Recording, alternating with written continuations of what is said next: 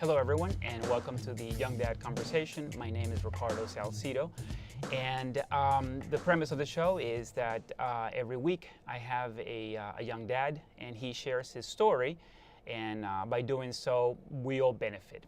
Okay, so then joining me today is Hamani Riley. Hamani, thank you so much for joining me. Nice, thanks. It's a pleasure. I know how difficult it is to get in here and especially to talk about something so personal, such as being a dad and your children and so on. So tell us a little bit about yourself. Where are you from?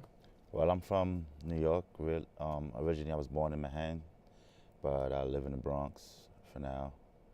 I'm 37 years old, just turned 37. Right. I have 4 kids, 1 step, 3 biologically mine.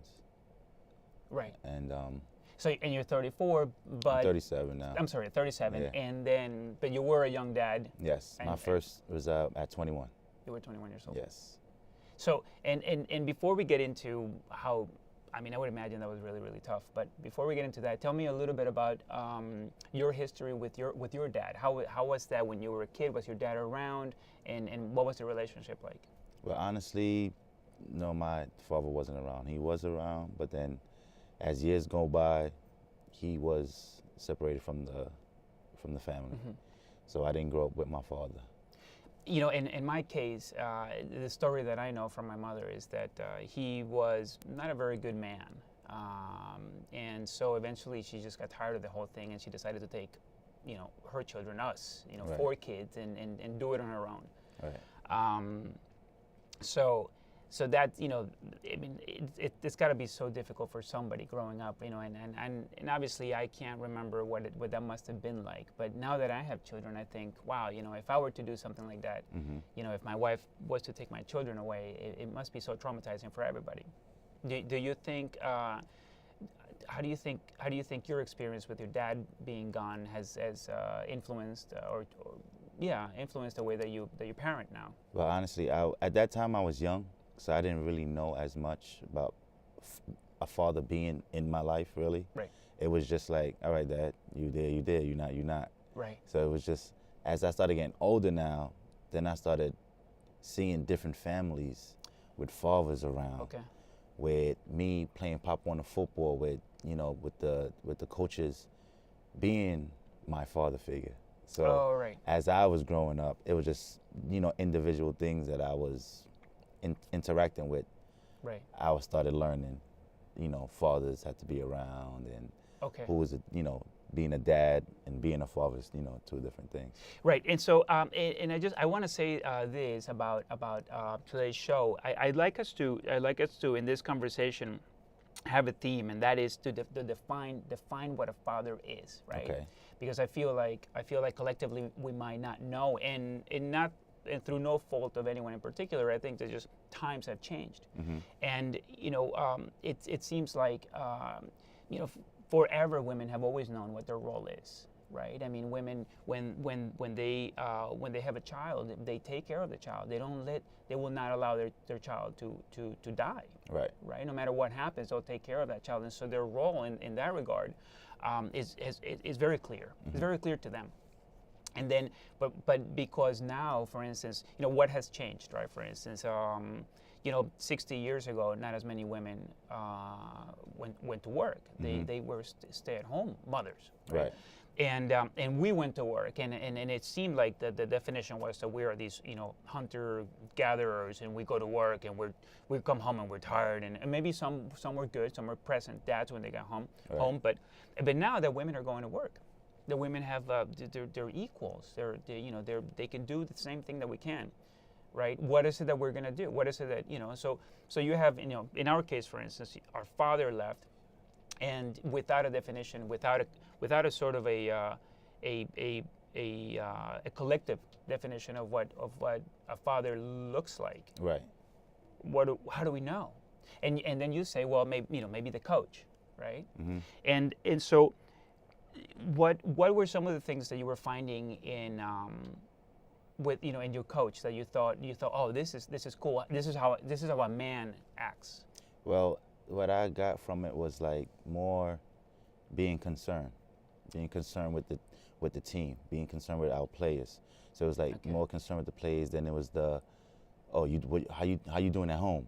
Okay. So then it was like, all right. Right, that's like, weird. You actually, I don't got to tell you anything. Sympathy but, and empathy. Right. So then there's you better be doing your homework. You better be, taking care of your moms and stuff like that. So as he kept saying certain things, it was like, okay, all right. That's pretty cool. And then there was one time I got in trouble one time, and my mom's called them, and then it was like, oh, if you don't do this, so then now I started understanding, right, how a father would, raise their kid and stuff like that, just by seeing how the coach would deal with individual players and myself. It's funny. I don't remember any of that. Interesting. I think that I was such a mess because of that home situation early on that I definitely didn't look. I didn't see any men around in me when I was a child that I thought, oh yeah, that's what I'm getting it from that guy. I'm understanding it. I was so removed, so in my own world. Right. Okay. I didn't see any of it. I did have coaches. I mean, I remember playing soccer and being in my mother put me in swimming. I don't remember any men around me. Right. Which is weird, right?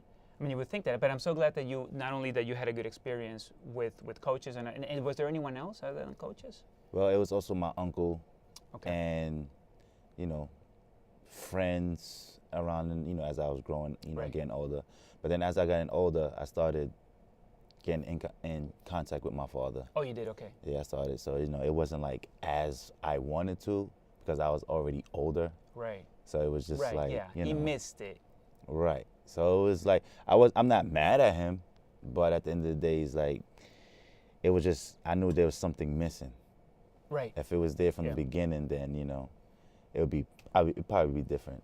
I may not be mad, but I'm terribly disappointed. Right. So I don't know if that's the same thing. I don't know if there's if it's a similar feeling. Right. I don't know. I see. Well, me being disappointed, because like I said, when I was young, it was like, Father, what? Like. Right. Who cares? So Yeah. it's like. Yeah, and I'm sure that some of that feeling comes from a self-defense mechanism. Right? Yes. Yeah. Yes. Yes. Screw the guy. Yes. Forget the guy. Yes. But then as you start going, as you start getting older and you start dealing with life, then you fall back and you like, wow, I think I really didn't need my father in my life. I wish my father was in my life. Right. So then it's like, Yeah. I don't ask questions. I try to, go to the next chapter and just deal with it and then move on from there. Yeah. And was actually I'm glad that you bring up the idea of I just decided to move forward, to like not even think about it too much, because therapy I think is such an amazing, super cool thing. Right. And I grew up hearing people saying, well, therapy that's for crazy people. Right. I finally went to therapy a couple of times, and it was like the most helpful thing ever in my life. Yeah, me too. You did? Yeah. Right. So you recommend it? Right. Anybody? Therapy is not really for people who's not. It make you crazy. Therapy, it could be for elderly. It could be sports. So it's like I treat it as how you could say it, as a physical therapist. Man. Right. Yeah. Your body's like a car. So if you don't maintenance it, it will fall apart. Right, exactly. So here you are. So you're in this.